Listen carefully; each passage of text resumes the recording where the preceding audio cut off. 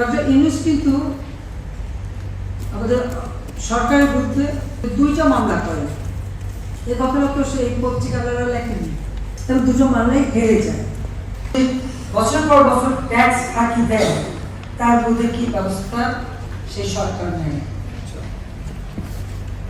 কেউ যদি ট্যাক্স ফাঁকি না দেয়, তাহলে ন্যায্য পাওনাটা যদি না দেয় তার বিরুদ্ধে, তাহলে এটা কি ব্যবস্থা নেয়, কি ব্যবস্থা নিয়ে দেয়?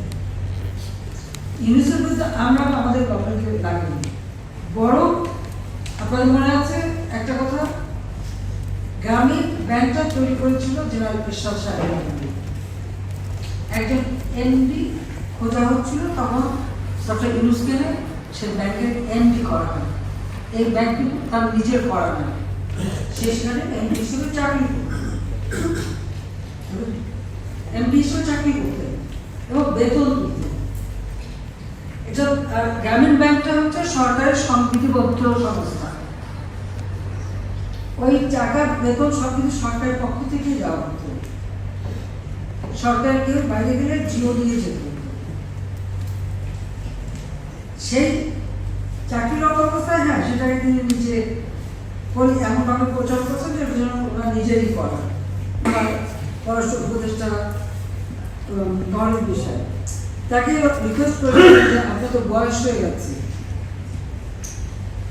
ইতিমধ্যে 10 বছর বেশি আপনি ইলিগালি এখানে আছেন, আপনি এখানে উপদেষ্টা হিসেবে থাকেন, কিন্তু তিনি এমডি পদ ছাড়বেন না,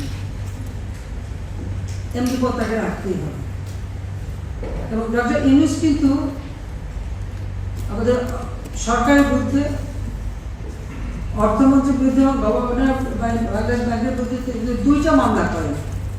এই কথাটা তো সেই পত্রিকালারা লেখেনি, দুইটা মামলা করেন, তবে দুটো মামলাই হেরে যায়। কারণ হেরে যায় কারণে যে সেখানে কিন্তু মামলা কিন্তু কখনো সরকার করেনি, আর এখনো তার বিরুদ্ধে যে মামলা এটা কিন্তু সরকার করেনি। গ্রামীণ ফোনের ব্যবসাটা আমি তাকে দিয়েছিলাম, এটাও মনে রাখা উচিত। গ্রামীণ ফোনের ব্যবসাটাকে আমি দিয়েছিলাম, কারণ গ্রামীণ ব্যাংক তার আমলে প্রায় ক্লাবস করে যাচ্ছিল।